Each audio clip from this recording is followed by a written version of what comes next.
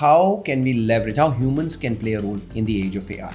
This is a pivotal time for organizations to define what the future roles will look like. Kunal is the regional head for LinkedIn of Vietnam and Korea. I would say just take risks because it teaches you a lot. You might fail. Failure teaches you far more than success can, and I've been very thankful for the ride I've been on it. Changes the reality for us all this while. A few years back, we had to reorg the entire sales narrative and how we'll go to market as well. So being very fortunate, I think I will thank my organization as well in framing us in that manner, but you have to be adaptable in today's world. So I think that has been ingrained in me. Sky's the limit if you believe it's possible. If you are not ready to upgrade your skill in the line of AI, you might get replaced and you might not be relevant to the organization. So you may need to make a choice whether this is for you or not. There is hard skills where there are technical skills which will be required for your job. I think AI literacy is the most common thing at the moment out there. But softer skills in terms of empathy, compassion, leadership, it's gaining a lot of traction when we talk about leadership.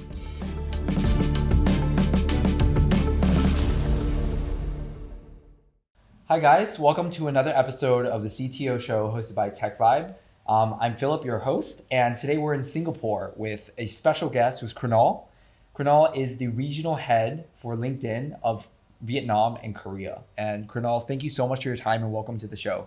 Thank you for having me. So Kunal, obviously you're not from Singapore initially. I'm just curious, what brought you here in the first place? Yeah, I'm not from here. I'm actually born, brought up in India, in North India, in Delhi.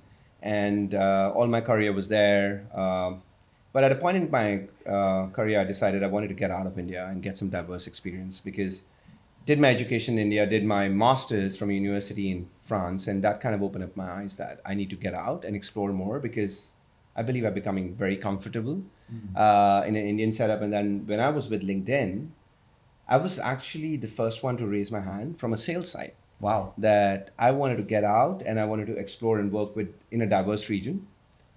And luckily, I was the first salesperson to move out of India. Wow. And Singapore was it. And I can't be more thankful. Singapore has added a lot of flavor in my career. So from a diversity standpoint, so I've learned a lot. That's incredible. So you were actually already with LinkedIn back in India. Yes. Yeah. I started with them for 2.5 years back there. Pretty good stuff in the north and east market in India. And prior to that, it's a funny thing. My career has been a roller coaster. I think I'll talk about it in a bit. But I decided to move within LinkedIn because one of our things within LinkedIn was global mobility. We talk about it. We talk about opportunities, but nobody ever explored. So I kind of challenged that piece. And here I was, Jan 2017. Wow. Yeah. So almost 8 years, right? Yeah, it's been 8 years. Yeah. Wow. So Singapore is home for me now. That's amazing. That's amazing. Maybe I'll get some local recommendations from you later. Sure. But I guess when you say your career is a roller coaster, can you dive a little bit deeper into that? Like, what do you mean? So I've never followed a linear path in my career. I've been a cabin crew. I've been a model as well. Wow. I was blessed with height, so I did that. So let me take you through. So when I did my education, I did my master's from a university in Paris called ENPC. I got back and I decided that I'm going to work. I started my career with banking, a couple of banks, but I very soon realized it's not for me. And interestingly, an opportunity came by where from British Airways to be a cabin crew. Now, this, I saw a lot of raised eyebrows at that point in time and I said, I'm going to go for it. Wow. Because you just did your master's, you're just throwing that education away. And I got through. I was the only guy to get it in a group of 8 people. And why did you want to become a cabin crew? I just follow my instinct. I wanted to fly. I wanted to fly. I was young back in the days and was taking risks. I always believe in taking risks, which you can add. Yeah. I think 3 years in, I think I was done because I was not growing. But that was in 2008, 2009 when the recession was at its peak. So there was no way out of there. But looking back, I think that really added a lot of skills in my career, in my growth from a perspective that I understood. I was working in business class, so it was very easy to approach business professionals, CEOs, very easy to talk to them. I think that landed me in my next role with a leading staffing firm in India. Okay. And I started working in sales with them straight away to Pan India to talk about their recruitment solutions across. Right. They had different kind of products and I was traveling within India for that. And that brought me to Singapore. That brought me to LinkedIn. That was a natural progression for me to come into LinkedIn. I always eyed LinkedIn as the employer that I wanted to work with. And here I was doing that for LinkedIn. And where did the modeling come in? Modeling was actually at a time after my masters. After I your did. I did a masters. couple of Ram shows, fashion weeks in India. Wow. And I also modeled for Prince. But that kind of died because at that moment, Delhi was not a big hub. At that moment, you had to move within India. There's a city called Bombay. I see. Mumbai now they say. And so you had to be full time there, or you need to focus on your financials and your career. So I chose the latter. Wow. And that's when I took the job, and you couldn't do both at the So same it doesn't seem like this was really planned, right? It was very No. spontaneous. And I just took the risk. And LinkedIn interestingly talks about the fact that today that your career is not a linear curve. It's actually a mix and match. And I'm very thankful. And I think somebody asked me recently if there is one advice would you give to a younger people who are starting their career or younger generation. I would say just take risks. Take risks because it teaches you a lot. You might fail. Failure teaches you far more than success can. And I've been very thankful for the ride I've been on it. Like, I remember once I met somebody over drinks and he said, "You were a cabin crew and you were a business head?" I'm like, "Yeah, why not? You're a human. Do not limit yourself by the title you hold. It's the ability and the capability that you have that you can grow and learn." wow, that's incredible. Very inspiring, actually, as well. And I guess you kind of bring both of those, experiences and those skill sets now in your role at LinkedIn. Yeah. Do you want to talk a little bit more about currently what you do and what you Sure. cover and stuff? Yeah. So I've been with LinkedIn for over a decade now, with 8 of those years, more than 8 of those years in Singapore. Right. And I have been fortunate to build across Southeast Asia. I started off by building Philippines business Wow. here. So I work for LinkedIn Talent Solutions, which is our biggest business, wherein we provide talent strategies right from recruitment, attraction, media, data analytics, AI, Wow. and learning. And I started building Philippines. Then I took over the leadership for Philippines and Thailand, which I built for 3 years when the markets were big enough. I always, and this is another thing about me, like I said, I like to take risks. I was the first one to raise my hand up for taking Korea as a Wow. market. Wow. And everybody questioned me, "You don't speak the language." Yeah. And Korea happened, and been doing Korea for 4 years. And the newest baby in my kitty is Vietnam, which I took over about 9 to 10 months back.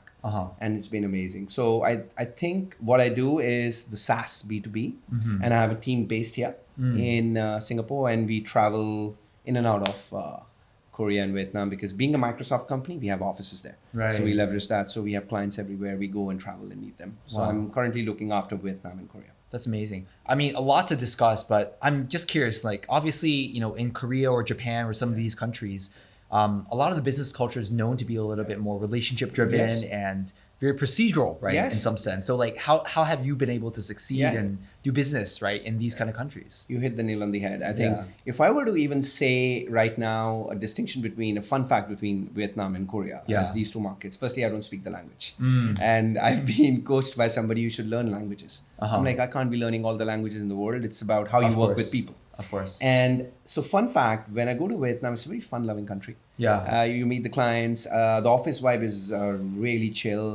You meet the clients. Even the CEOs and top are very easy to talk to. But that's just the nuance of the country. And when you go to Korea, like you were talking about Korea and Japan, it's pretty hierarchical in the way they do business. But I think when you are there, you need to respect those local norms, and they follow hierarchy. They might not meet you at the top. Yeah. But me and my team always meet at the business heads. And I don't understand the language, but I use translation pods okay. or a translator at times. I see. Just to make the sense of the entire meeting. I see. But I think our business has been growing pretty well. Wow. It's just that you need to respect.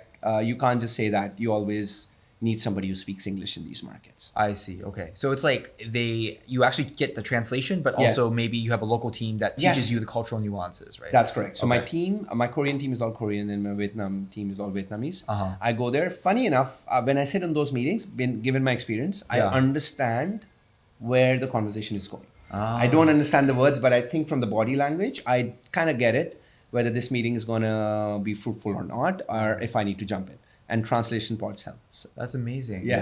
Yeah. It seems like a recurring theme, maybe throughout your career and also even at LinkedIn, is this theme of like adaptability, right? Yeah. Taking on new challenges and Yeah. adapting to the local markets. Yeah. Would you say that that's actually, kind of, for sure. Okay. I think the world that we are living in, we need to be more agile and more adaptable. I think I've been fortunate to spend over a decade with a very fast moving company, LinkedIn, where change is the norm, change is the reality for us all this while. A few years back, we had to reorg the entire sales narrative and how we'll go to market as well. So being very fortunate, I think I will thank my organization as well in framing us in that manner, but you have to be adaptable in today's world. So I think that has been ingrained in me. And as I said, sky's the limit if you just think, if you believe it's possible. And or even more specific on the market nuances, right? Yeah. Like I'm guessing Korea versus Vietnam versus US are quite very different markets as well. Yeah. So I will start by, I don't like to use the word, but say buzzword is AI. Everybody's talking about AI. Yeah. A year back, when I was talking to the clients across the region, there was a fear. AI is going to take over our jobs and make people redundant. I think a year later, we are sitting at a place where it is very clear AI is here. But how can we leverage, how humans can play a role in the age of AI? Yeah. And this is a pivotal time for organizations to define what the future roles will look like. So for example, if I were to say, everybody, you have a job, I have a job, we all have tasks. AI is just going to automate a part of those tasks. So that means as humans, we need to be innovating more and we'll get more free time. So yes, your job will evolve. Yeah. Yes, it will become complex, which did after COVID as well. Yeah. So how can you be relevant in today's world? By adding skills. And when I say skills, it's just not the hard skills. What we are seeing in the last few years, the emergence of soft skills is becoming very, very relevant. The CEOs have a big focus on their organizations for people to upgrade themselves in their soft skills. For example, I'm not going to name, it's a leading conglomerate in Korea. They wanted to double their revenues on the sales side and they were selling in foreign markets. Right. And a typical nuance in Korean market is the English language is, most of the Korean population speak Korean, about 80% of them. Yeah. So the CEO decided that everybody is gonna, learn about the softer skills on negotiations, international markets, international sales, Right. SaaS, and everybody, there was a mandate Right. across. And that's how they're measuring productivity and sales. And the same thing is happening here today with Interesting. AI, where organizations are saying, I don't remember the organization. I think this is in Vietnam. The CEO has gone on an email to all the employees and he speaks about radical candor, which Right. is basically tough love. Yeah. If you are not ready to upgrade your skills in the line of AI, which You is might get responsible, replaced, right? You might get replaced and you might not be relevant to the organization. So you may need to make a choice Right. whether this is for you or not. I see. But I guess like like how do you think about, what are the skills that you can actually measure that will be relevant, right? Because, we actually also don't really know where these AI tools will end up, right? Yeah.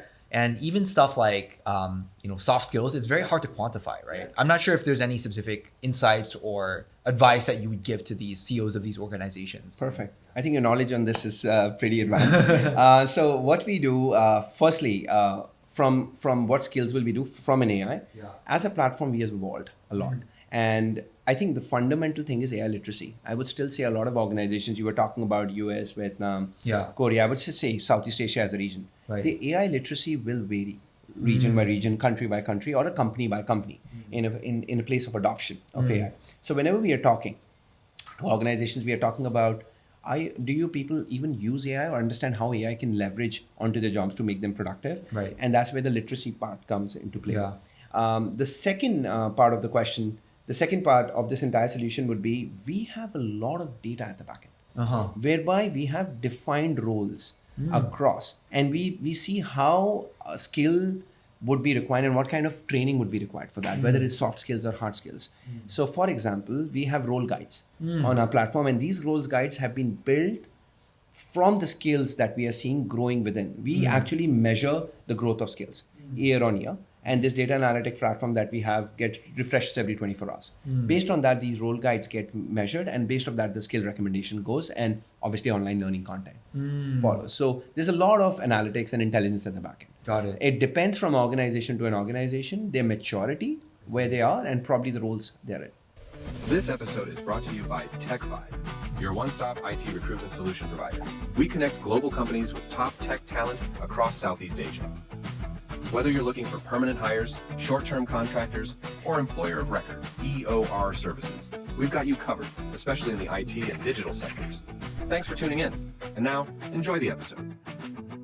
Maybe to make it even more concrete, if I'm, let's say, running a, multi-generational conglomerate, let's say in Korea or Vietnam, maybe a lot of my staff are, they're just doing very manual tasks like customer service or even sales, but on a very more like low, like not business development, but more like SDRs or those kind of things where, and a lot of my staff maybe traditionally haven't been exposed to AI, right? And I'm coming to you and I'm asking you, hey, like how should I transform my organization, or how can I use LinkedIn maybe to facilitate that transition? Like what would you tell me? What advice would you tell me? Fantastic. So Yeah. first of all, we can measure what skills you have in your organization at the moment. Okay. Where you are in your journey. Secondly, it always starts by what is your aspirations as an organization? What do you want to be? Where do you want to be? Which markets you want to go and what you want to build? For example, if you were to say that we are coming to a place and we just want people to be becoming more productive and understanding the basics, as I spoke about AI literacy in a place back. But then there is a mature organization where engineers or the technicians really need to really use the power of AI in order to do their jobs. I can't name the organizations, but it's a very leading financial organization. And they just said they invested with us, and they've just invested in us from a perspective that every single employee of that organization not only needs to be AI literate, but also on the softer skills, because they measure productivity of employee, because learning is a very subjective thing. When you give it to people, for example, if I have a gym and in the office, I give the access to everybody. Yes, that's fantastic as an organization, as a CEO. I'm like, everybody needs to be fit.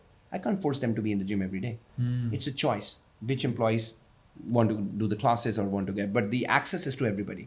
So how you are measuring the productivity at the back end with your HR tools or with your HR admin to ensure whether the productivity is going up. And what I've seen in organizations is just not happening in the HR side, it's also happening in the business, the frontline manager side. Everybody is accountable to ensure that their team is upscaling at the same time. So I think it would be a combination of 2-3 things to advise to a CEO like this as to what you want to do and what role will you play in this, because I can give you the car, but you will have to drive the car along with us. Wow. Okay. Very interesting.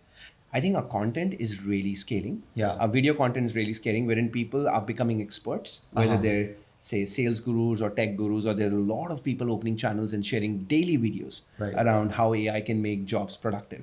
So I think people are doing that. So if you are a job seeker, yes, it's very important to create your profile. But I think you need to stand out. There are a lot of people out there for organizations to hire. How are you different and what do you bring onto the table? So you leverage the content piece and do it there. I'll take a tweak on this from an organization standpoint. Like startups, if you think about startups or smaller SMB companies. When I go to Vietnam or go to Korea as well, there's a lot of aspirations of going global, even opening offices in the US. And the biggest challenge that they have is the visibility and the branding in these markets. Exactly. And for us, when we tell them how would you attract talent, because nobody knows you. Yes, probably you're the biggest here, but nobody knows you in foreign markets. So we help them in branding their organization and also creating that reach, because the first step in attraction is awareness. And I think HR Tech Vibe does a great job there as well. I think because you bring in the branding, you make sure that companies and SMBs and startups leverage the employer branding and then creating the awareness for the talent, and then there's the recruitment piece around it. I think, HR Tech Vibe is doing good stuff there as well. That's amazing. I'm going to ask you a little bit more about maybe some future hypotheses about the future of work and these kind of things, right?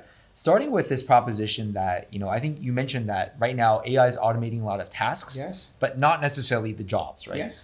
But I think a lot of, these AI experts, they say that AI is just getting better and better every single year. Do you think there will be a point whereby certain jobs are eliminated or, radically transformed so that it doesn't even look like what they're doing now? And, if so, what and when, basically? So I don't know what and when, but I can say it's coming fast. But I will say that the jobs will change for sure. Our CEO talks about it. There's a very good phrase he uses. He said, even if you're not changing your job is changing on you. Real time.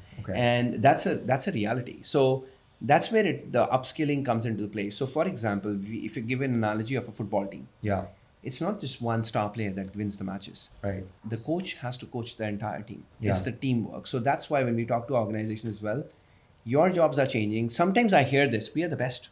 We've been here, we have 2 decades of experience of working here. I don't think we need to change anything.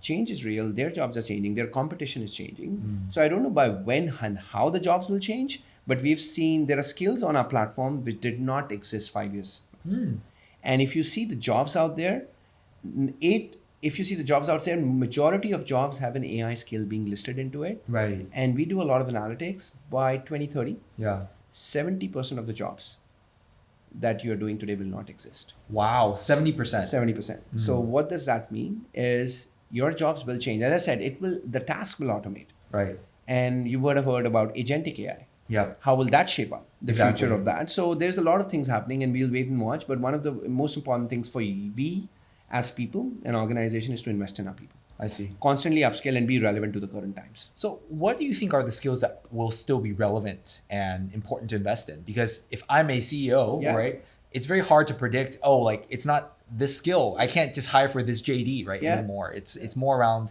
what are the dynamic systems by which people can actually adapt, right? I love you spoke about JD. Yeah. In our tools, you can create a JD in 10 seconds. Wow. You just need to say what you're hiring is going to pick up people. Yeah. And it'll just replicate the entire JD based on that. Nice. So just saying that. Nice.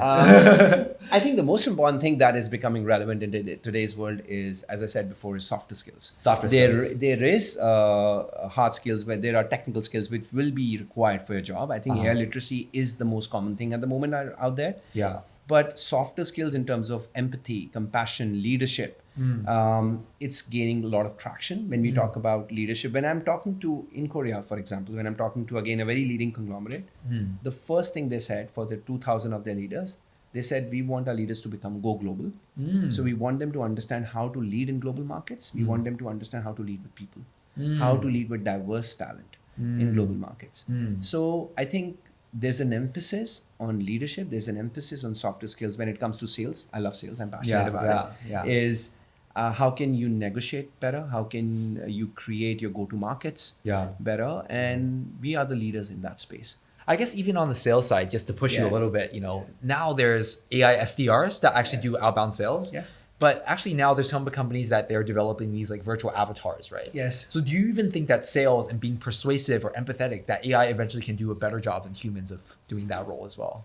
That's interesting. That's a threat for me. I just Maybe not for you, but maybe for the 80% of other salespeople. See, I'm passionate about sales and I'm very real to that. So I'll be honest, there are different kinds of sales. There's enterprise sales and SMB. Yes. I think I can't say it would not replace. It will to a certain extent. Yeah. I think the SDRs and the BDRs, I think AI will sooner or later will start getting those informations to us because we coming very something similar on the hiring side, which I can't talk about it because where the agents will do the stuff. But for example, in sales, even if the SDRs and BDRs will do it, there has to be a human element involved in terms of how you will understand more from those notes and be able to converse with a human. So I think there will be a combination of both, but how that will evolve will be very interesting. I'm closely watching because that's going to impact the whole narrative of how we go to market with our SaaS client. I guess on the flip side, when you talk about that Korean company, they're talking about their leaders to go more global, right?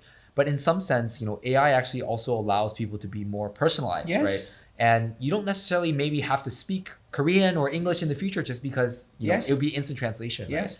So if you were maybe someone who's starting out in their career, or if you were to give advice to a young person, would you advise them to focus on the individual personalized element or like going more global? I would say, again, a combination of both. It's very important for you to understand where you are. See, translation is just one piece of the entire puzzle. But being in the markets, like for me, ever since I took over Vietnam, just a personal example, or Korea, I sit in those meetings. I travel to these markets with my team who speaks the local language. I sit into those meetings. I wear translation pods. But I think being in that moment also teaches you a lot about the cultural nuance of the market. Being there, eating the food, socializing with people in the normal norms in Vietnam as well. You learn every day. Yeah. So I think, yes, it's very important to have a very personalized approach to things, but AI will solve for the translation piece, but it might not solve for how you understand the markets and the businesses. Fair. You can do a research, like I can do an OpenAI today. I'm going to go Vietnam, meet this client. It'll give me some snapshots, but it might not tell me what's happening within the organization. Fair. So I think that's where the human element comes into play. It's just that we need to be smarter in understanding more in the way the wind is flowing. Interesting.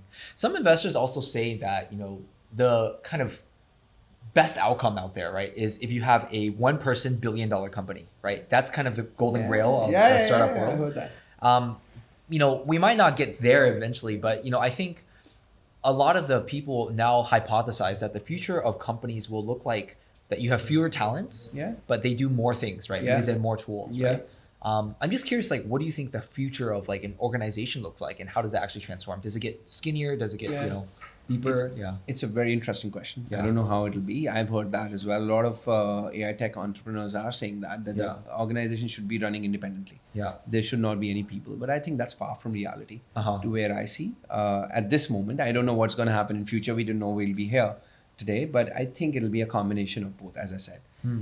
There will be technologies and there will be people driving those businesses, because if you see, the role of humans have also been involved post-COVID, for that matter. COVID saw a lot of people losing jobs. A lot of industries suffered, but they're all thriving back. And for example, airlines have just been so profitable of lately with the money that they lost in the past. So I believe there will be roles created. Yeah. As we see in our platform as well, the roles for AI, it's been immense. And the roles specifically, new roles are being created for AI every day in organizations. And I'm talking across organizations. I'm just not talking tech organizations. Even in banking, those roles are coming up pretty often. But let's see how it evolves. I see. Okay. Very interesting. Very interesting. I guess any other last advice before we wrap up this section on, advice to these leaders or, corporates about AI, its role, those kind of things? I think be agile.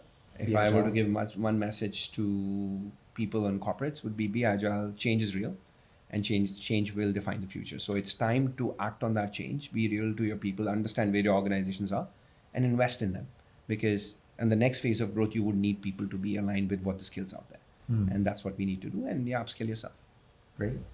Thank you so much, Colonel. That was really insightful and really helpful. I think before we wrap, we like to do this rapid fire question. Sure. So just say whatever comes to your mind and Okay. we'll go from there. Yeah. Okay. Okay. So the first question I like to ask you is, what is one tech tool that you really like or use really a lot recently? Okay, I'm biased. I'll say LinkedIn, but OpenAI. Okay. I use ChatGPT a lot. Yeah. And I'm curious, like, how do you usually use OpenAI in your workflow, or like, what are the use cases that you find most helpful? I use it a lot actually. Whenever I'm going to meet a client, just quickly summarize as to what they're doing and where the business would be, what would be the competition like. And generally, when I go into the market, just trying to understand the landscape. Apart from writing emails, that Microsoft Copilot does it for me. Awesome. All right. This is a Microsoft ambassador right here. Okay. So the second question is, what's the best piece of advice that you've ever received? So a couple of them. I'll start with one, which is a very close friend of mine at LinkedIn. It's a very senior leader. When I was an IC and moving into leadership, she said that you should be across, because I'm in sales, you should be still across every single deal that's happens in your market. A leader's job is not just looking after the people, it's also ensuring that the business is secured at the end of the day. And a good leader is the one that can coach at any given minute to your team. So if you're across every single deal and where they are, not only will you be answerable to the business in the right way, but secondly, also ensuring your team is ready for the business. The second is, sorry, it's a rapid fire, I'm going longer. It's a vulnerability. Yeah. A leader needs to show that. You are human at the end of the day. Don't say everything is right if it's not right. Be human, accept your mistakes, accept your faults. Because when people see the real you, they follow you. Otherwise, they follow from fear. If you want to create a followership which is based on an end goal, be vulnerable as a leader. That's amazing. And I guess the last question I like to ask you is, like, what are you most grateful for in life? I'm grateful for I would say this is a very personal question for me. I'm grateful for my family. I'm a father of 2 now. Wow, congratulations. Thank you. My daughter is just a year and my elder one is 4. Wow. I think a family is where it gives you that comfort ground. I have to travel a lot for my work. Like in my first 3 years, I was traveling 180 days to Philippines when I was building Philippines back in the days. And I think my wife provided me that comfort that I can be away and do so much work. I still travel a lot. I think but when I come home, that's my Zen place that I just cut off.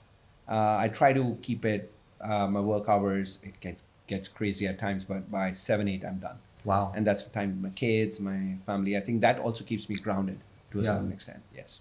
Colonel, that's an amazing insight. I remember when I was at LinkedIn, one of the senior leaders was talking about this concept of work-life harmony. And it seems like you've really found a way to balance that in your current life. But not only that, maybe across your entire career, right? Taking on a lot of multifaceted challenges, from being cabin crew to being a model to now, being a senior leader at LinkedIn.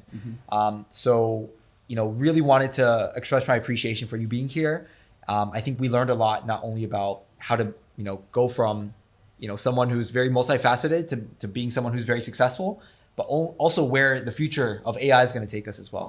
So really appreciate your time and sharing your insights with our viewers today.